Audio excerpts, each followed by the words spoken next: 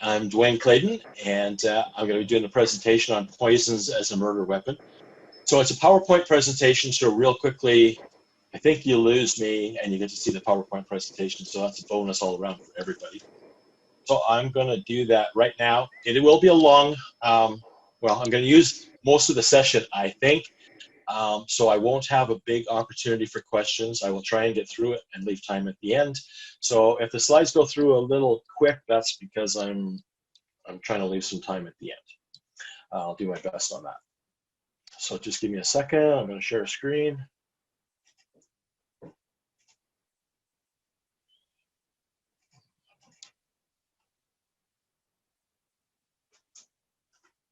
Okay, just somebody check in and tell me that you do see the screen this time. Yes? Okay, good.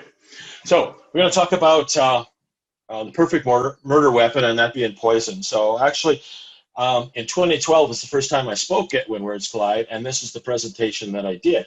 And when I got there, somebody else was finishing up a presentation, so I waited. And then I went up and got ready, and I was wondering why people hadn't left the room from the previous presentation. And then the room filled, and then there was people standing at the walls, and then there was literally people sitting at my feet. And that was the time I realized how truly sick and demented writers were. They were so interested in this topic. So, as I said, I'm Dwayne Clayden. I was a paramedic and police officer for 40 years. I write crime novels now, and I guess a lot of the talks I do deal with either police or medical issues, and my goal is to help writers write realistic scenes. These are my novels that are coming out in the next 6 months. Speargrass on Friday came out as an ebook and will come out in September as a paperback. So just a quick caveat on this. So I was a paramedic, I was a police officer. I was a paramedic on the tactical team for a while, so we did a lot of drug intervention sorts of things. But I'm not a doctor, I'm not a pharmacist, so I'm not coming at this from that side of things. But I am a co-author on pre-hospital emergency pharmacology, which is a text that's used all over North America, England, Australia, Korea, for paramedics to learn about pharmacology. So I do have, I guess maybe an informal background in it, but not formal. So you're here because we're going to talk about Poison. So Poison is an American rock band that achieved great commercial success in the mid-1980s to mid-1990s. Okay, so I can't see any of you. This is a really funny joke if we're in person, and I know you're just rolling your eyes at it right now. So here's what you're really here for, I think. What is the perfect crime? And I can't believe I actually just said that. I can't believe I actually said it on a session that was recorded, because I think this is the first time that any of these sessions that I've done has been recorded. So now it's really going to get me in trouble. I don't have plausible deniability in court. So you have to believe me that I'm not crazed or vindictive, and I don't have a criminal streak in me. That's the official word. I probably am all of those. But I have thoughts all the time about the perfect crime. So the general disclaimer is don't try this at home or with family or friends. So I like to look at poisonings as a bit of a poison game. And again, that may sound a little bit weird, but until the 19th century, there were a few detection tools for finding out if poisons were in the system, and the courts didn't even look at that. It wasn't even something under consideration for prosecution. Somebody died, a coroner went, gave their best idea of what happened, and that was it. There's no forensics then. So at best, they deduced poisonings by how the person had died. Were they frothing at the mouth? Were they vomiting? What was the color of the skin? That sort of thing. And one of the interesting ones that if they could, they took the victim's last meal and fed it to an animal to see what happened with the animal. But more often than not, the poisoners walked free, and as a result, poisoning flourished. But here's where the game part came in, is that in the 1800s, scientists started to look at death and started to look at it to see if there were elements that could be found in the body that would give a clue to the death.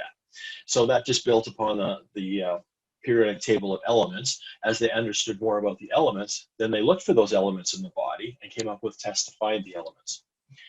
So once they understood the elements and studied them in combinations, they were able to piece things together. So the Spanish chemist Matthew Ophila was the first one to really pull a lot of this together and wrote the first book on poisons and their detection in the 1840s.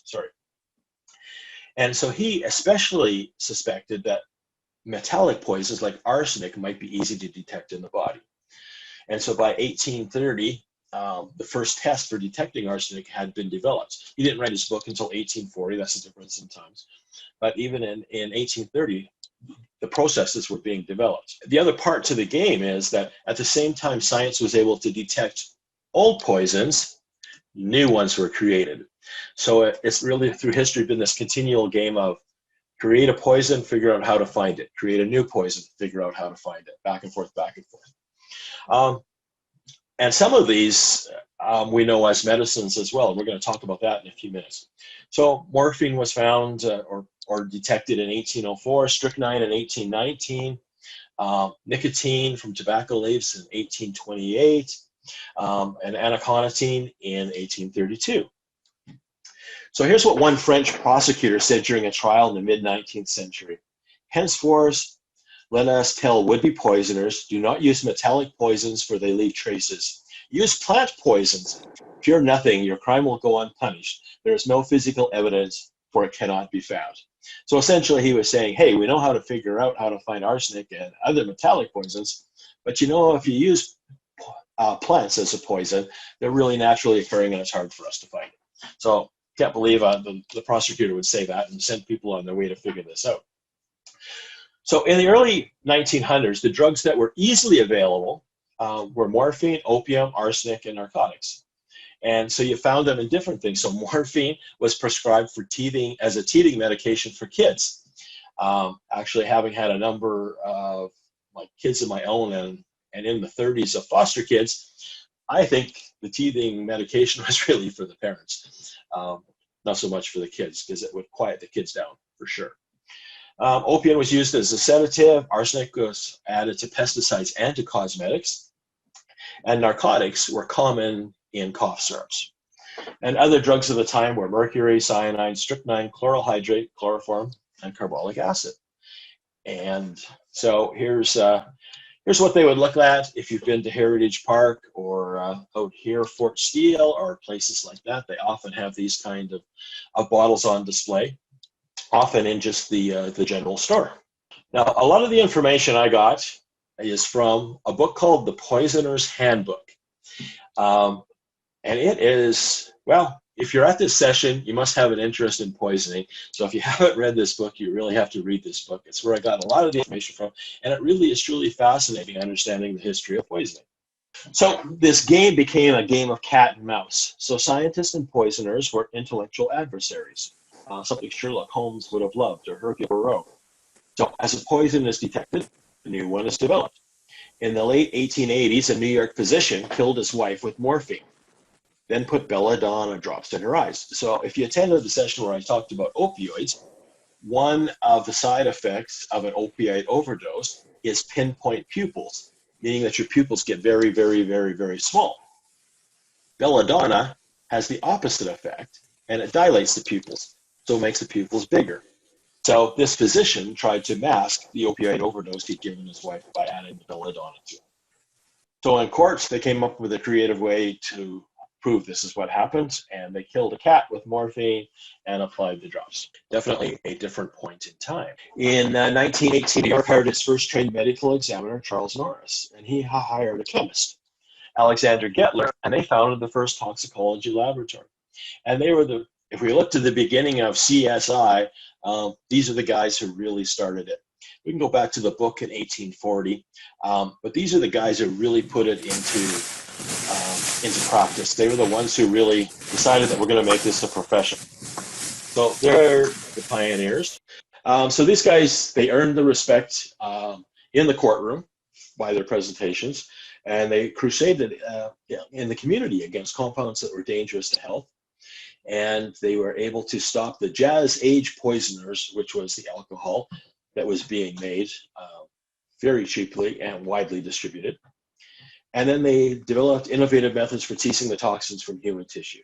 So they really spent time on this profession and perfected it and came up with the background for everything that we know today as CSI.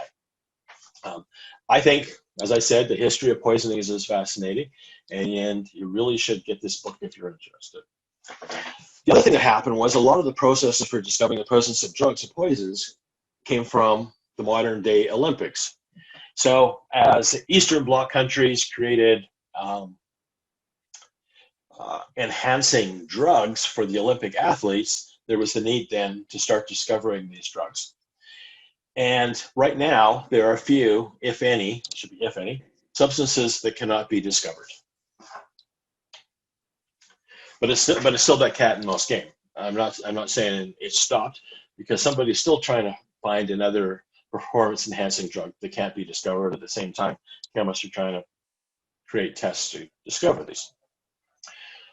So the history of poison stretches back before 4500 BC to the present day, and poisons have been used for many purposes across the span of existence, such as weapons and antivenoms. And most of the poisons started out as medicines, and it was believed that they would have some form of good effect, that they should be prescribed.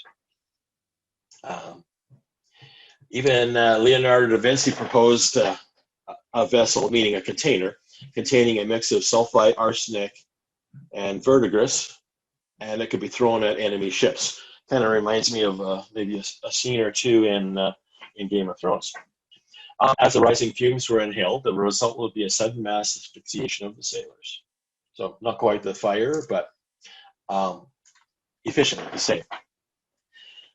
So what we need to understand with poisons is that any substance that isn't naturally occurring in the body is a poison. So pretty much every medication that's prescribed to us that we buy over the counter that we ingest is a poison.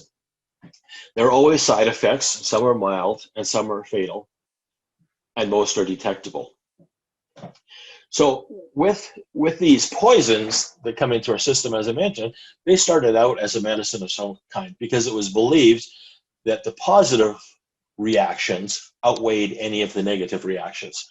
Now, stopping breathing and death is probably the ultimate negative reaction. History's top four drugs were arsenic, atropine, and as mentioned, atropine is the belladonna, strychnine, and cyanide. So you can see that, especially the last two, strychnine as a rat and vermin poison was readily available, and cyanide was fast-acting and readily available. And supposedly the suicide pill is secret agents, so the ring on the side shows the secret compartments for the cyanide pill. So throughout time, ladies and gentlemen of the industrial age looked for poisons. Now, only, can't remember if this comes up later, but I'll say it now, less than 30% of murders committed by women involve a weapon. However, in the 1800s, 1900s, the murder weapon of choice by ladies was poison. So arsenic is the be-all and end-all of historic poisons, and it's without a doubt had its longest run. It was used in antiquity, and it was called the king of poisons, and was the favorite of the bourgeois. Arsenic was very readily available. You can see you can get it at Rexall Drugs. On the bottom right, it's talking about arsenic complexion. So could be purchased by ladies too as a cosmetic.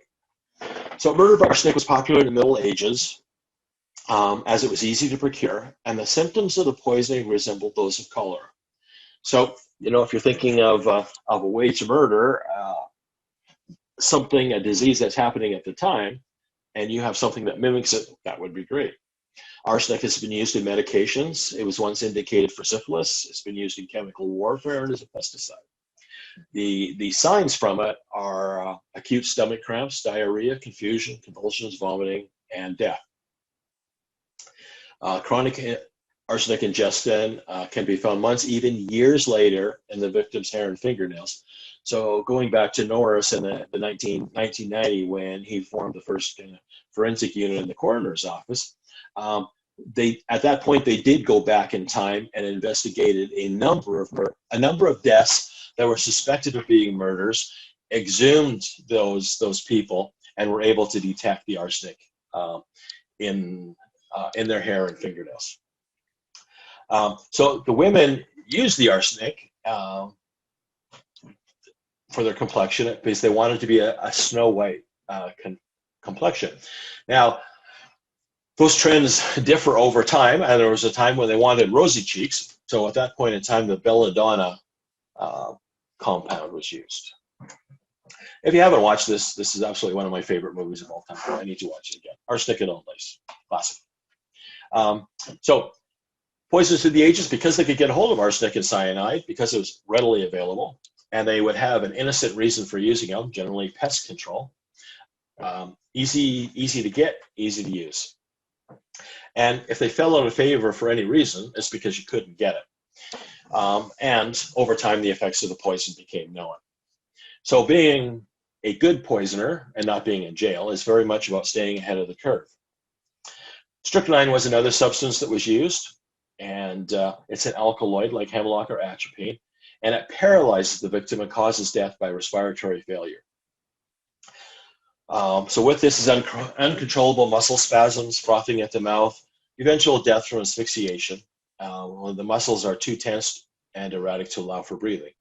So our breathing is very much controlled by our diaphragm. Diaphragm is controlled by muscles. If the diaphragm isn't able to move because of the paralysis, then you're going to die. Like any in CPR classes, you were taught that the brain can be without oxygen no more than 4 minutes or there'll be brain death. So that's the same thing here. If you're not breathing, brain death is going to occur. And that doesn't matter whether it's you're deprived of oxygen because of a heart attack, because of suffocation, somebody's put a pillow over your mouth, your respiratory system is paralyzed and isn't working, any of those, there's a 4 minutes or less, and likely less, window before there's permanent brain damage. And so that's the challenge in cardiac arrest and with CPR, is that over time, the results aren't going to be there. So cyanide actually right now is everywhere. It's in the foods we eat. It's in the chemicals around us. It was first used in distinctive blue paints. Once it was discovered that cyanide killed people quickly, I'm not sure. I have never been inclined to want to eat paint of any kind, so I'm not sure how they figured this out. But it was, however, it killed people quickly, and it was generally painless. And it was used by military to poison people on both sides.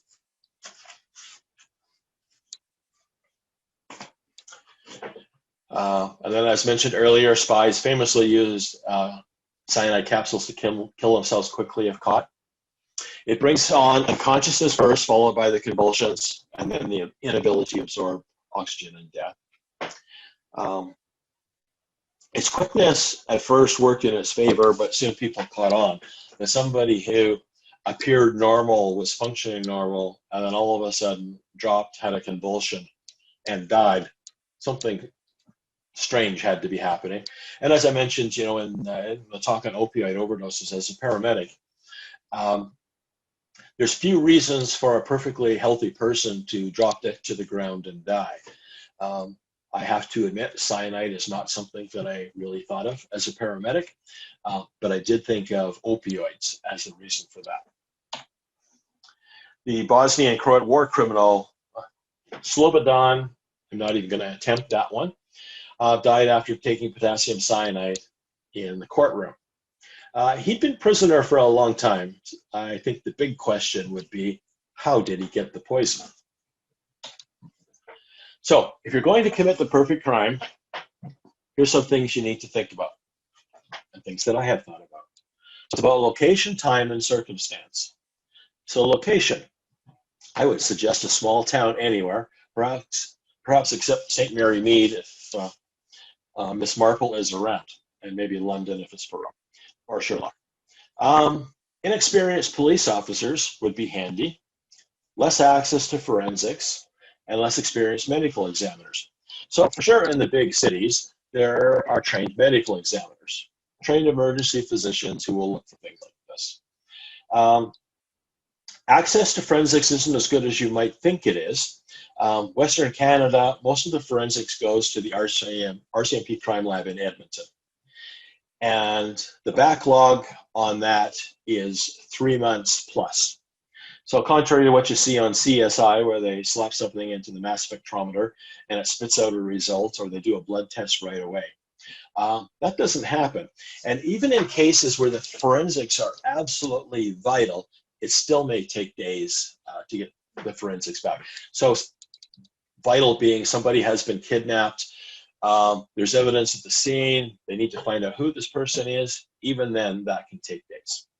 So a little contrary to TV.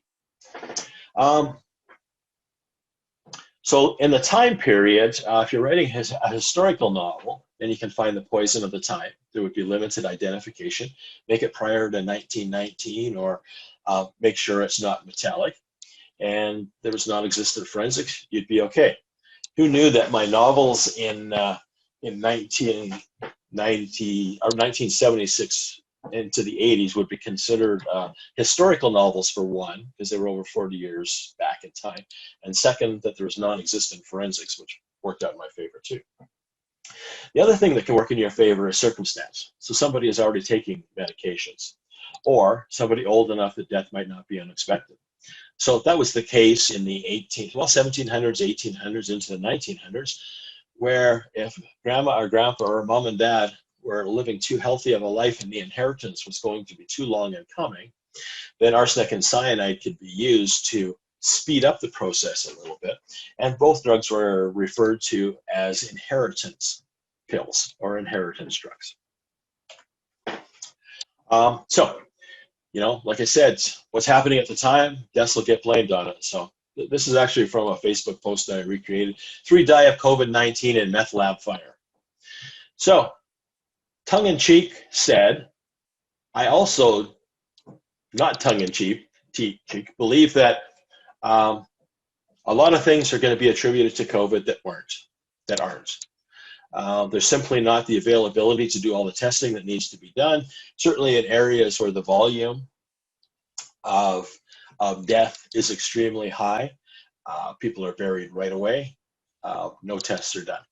So I know I'm speaking to crime writers, and I hope what I'm saying doesn't sound crass, because I'm pushing this across as the idea of somebody writing about crime.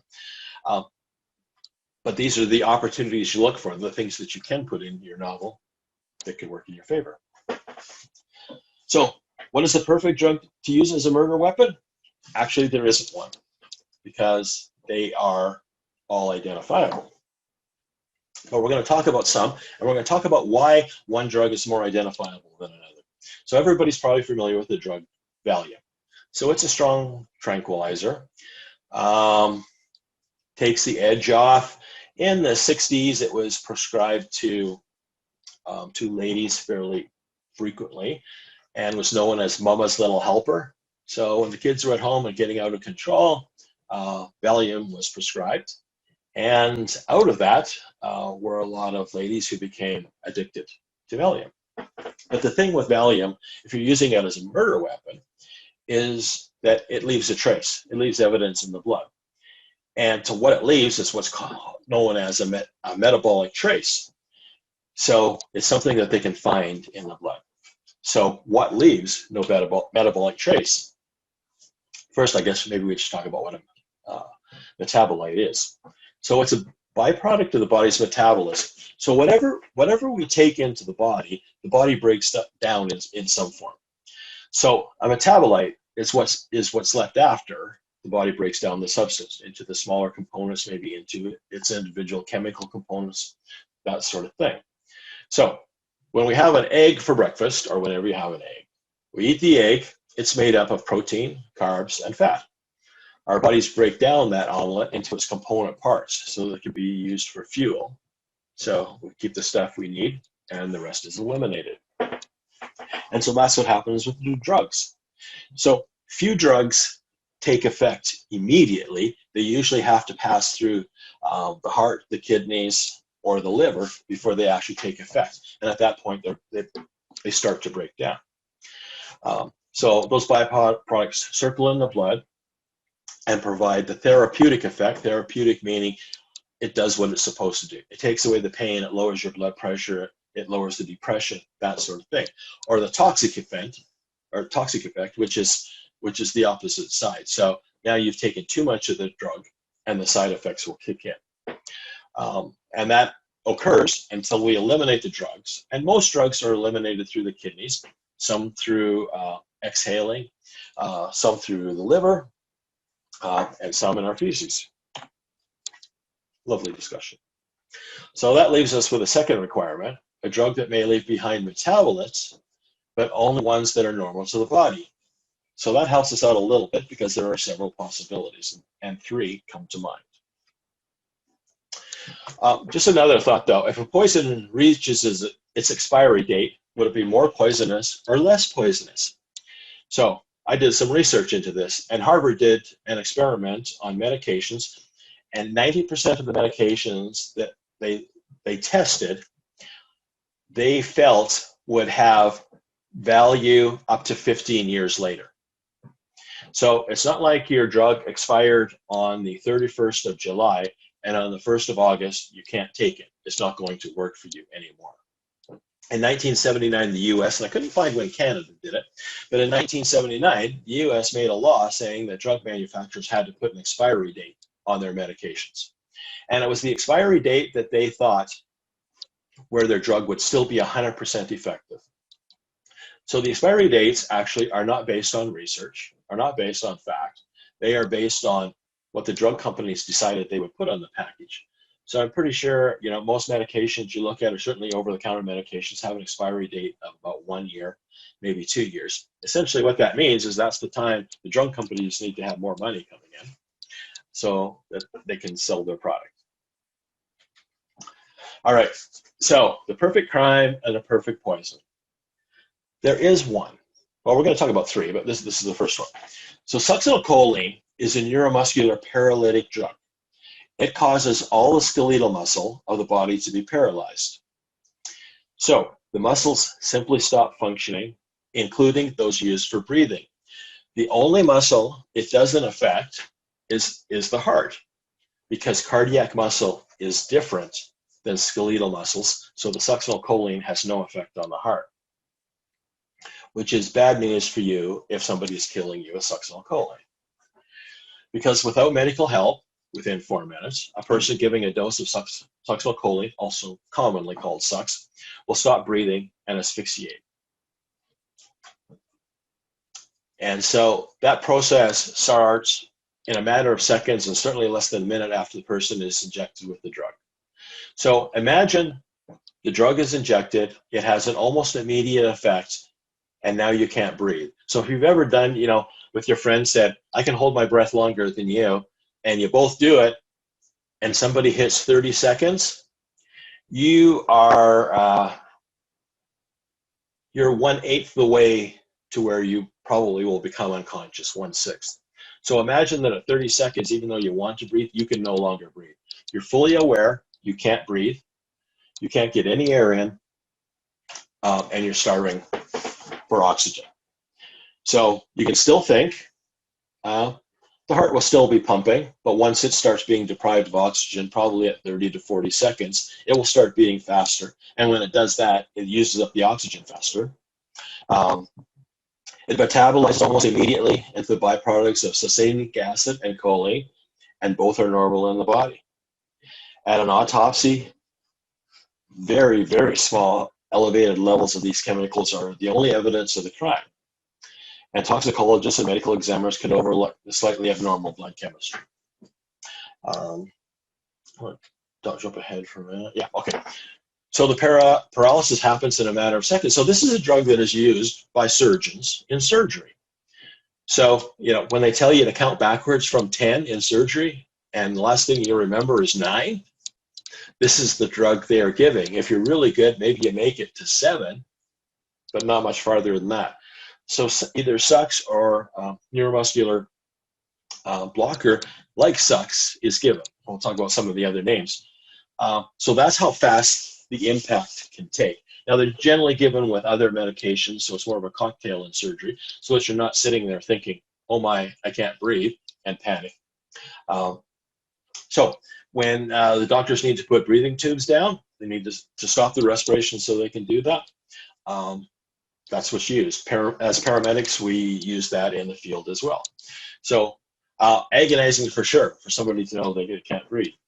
This is a scene from Criminal Minds. So theoretically, in this episode, all of these ladies were given succinylcholine and paralyzed, and then dressed up as dolls. The only problem with that is they wouldn't live for more than 4 minutes. So one of the things I do talk about is keeping things realistic in medical and police procedures. So what they're showing here isn't possible with the drug that they were doing. These ladies' eyes also move. The movement of the eyes is managed by muscles, so that's not going to help either. So this wouldn't happen. So in this case, these ladies would have 4 minutes or less, and they would be dead. Other neuromuscular blockers, you may have heard of curare. So it was known in the 19th century and had a paralyzing effect, and I think they made good use of that in some movies with paralyzing darts, which would absolutely work. Other paralytics that are used in the medical field and other names: Tavulon or pancuronium, Quercetin, which is succinylcholine, atracurium, and rocuronium. And so they all have different reasons why you would use one or the other. Some are extremely fast-acting. Some where you would use a fast-acting drug to put somebody under. You put the tube in and breathe for them, and then you have a longer-acting drug that keeps you paralyzed until the surgery is over. There isn't a sort of antidote, so neostigmine can be given, but it's not a direct antidote like Narcan is to an opioid overdose. It's not like you've overdosed, we'll give you the neostigmine, all will be well. And it takes copious amounts of the neostigmine, which we found out after carrying neuromuscular blockers for years on the ambulance, that the amount we carried, we would probably need every ambulance in the city to converge at one place to administer the medication. So it does take a lot to change it. So just as mentioned, curare was used in the arrows and blow dart guns. Unlike probably in the movies, it was done to paralyze animals for food.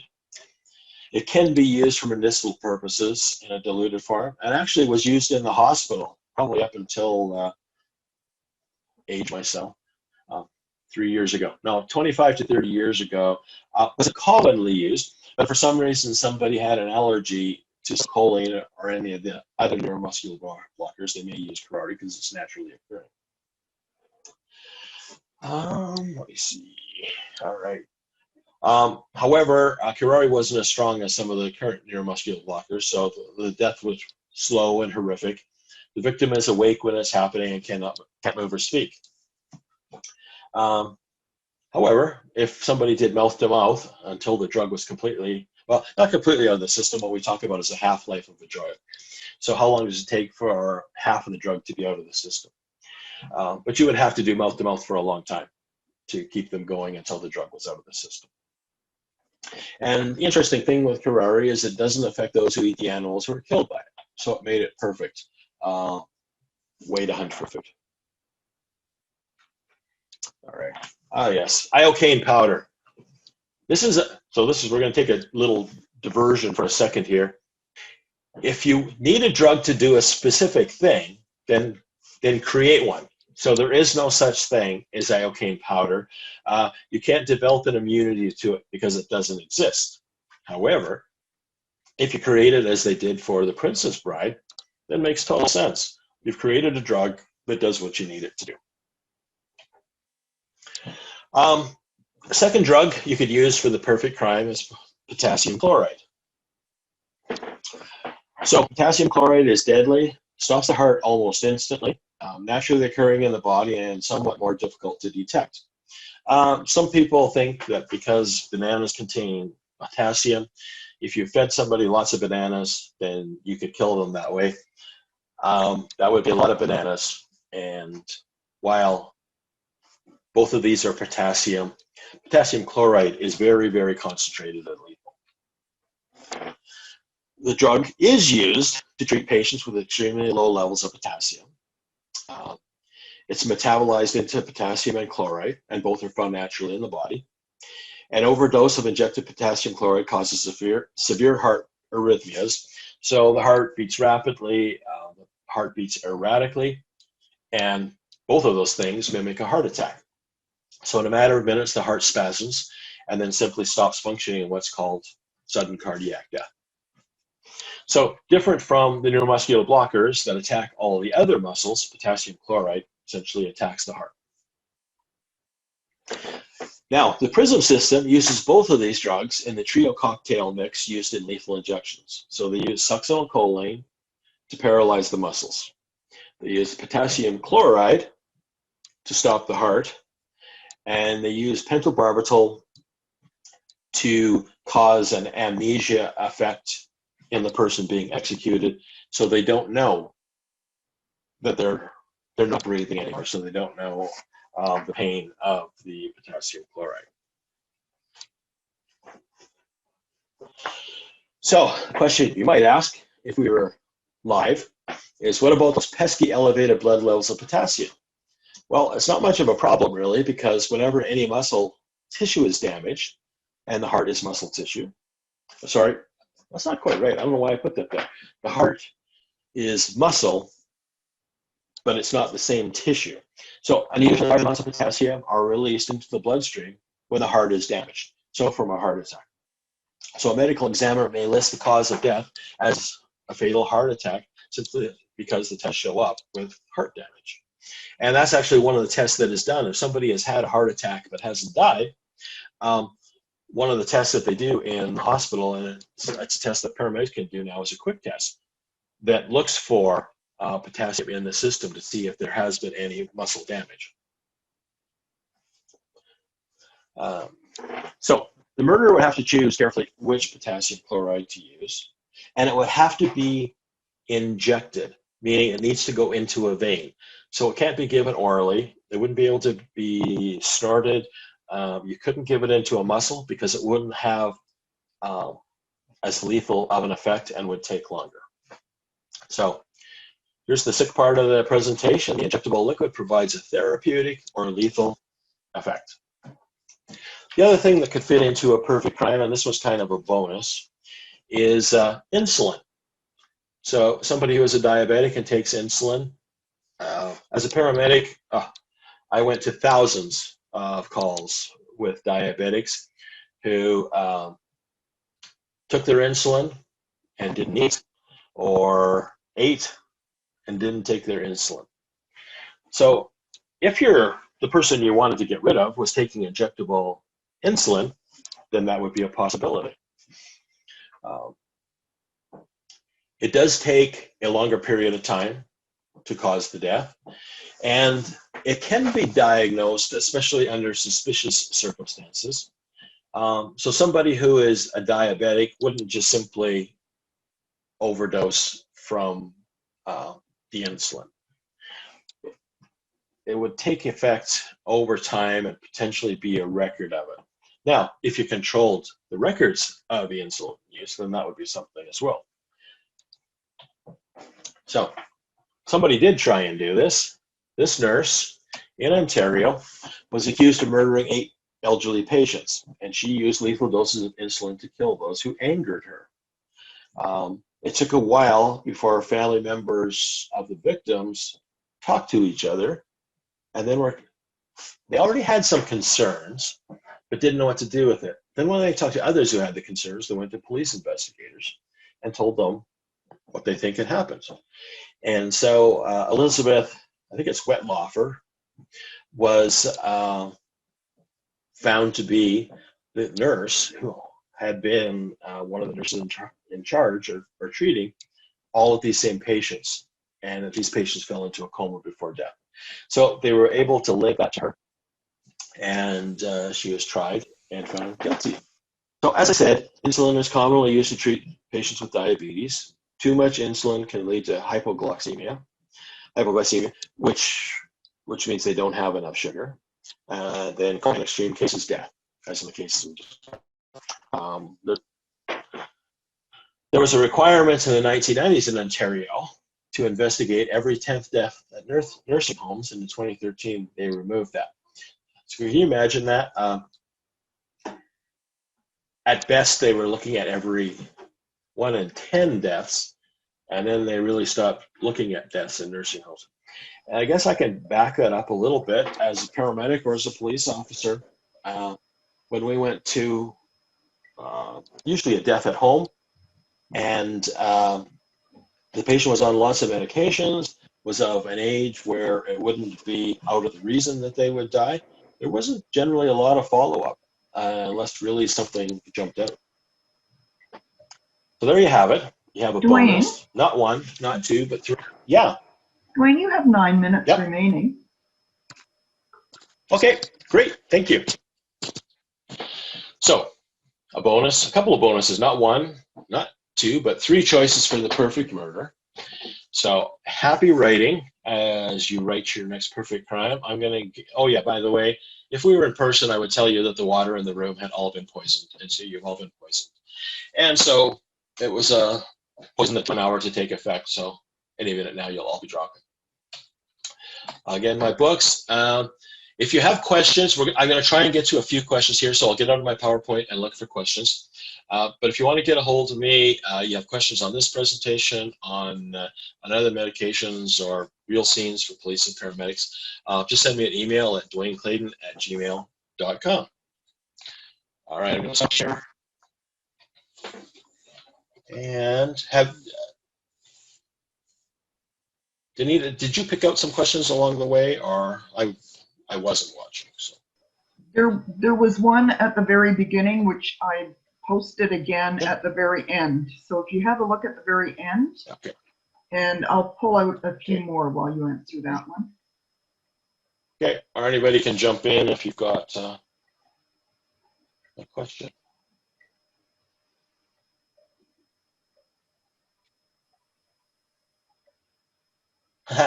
What was the most obscure death you responded to, either as a cop or a paramedic?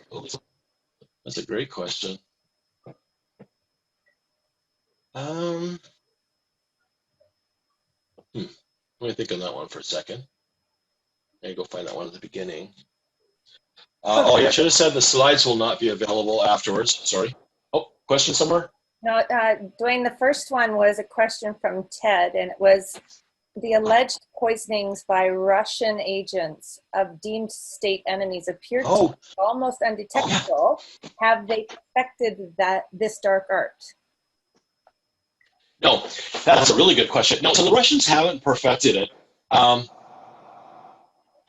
Fairly quickly, if we're talking about the father and the daughter, and then there was one with the umbrella.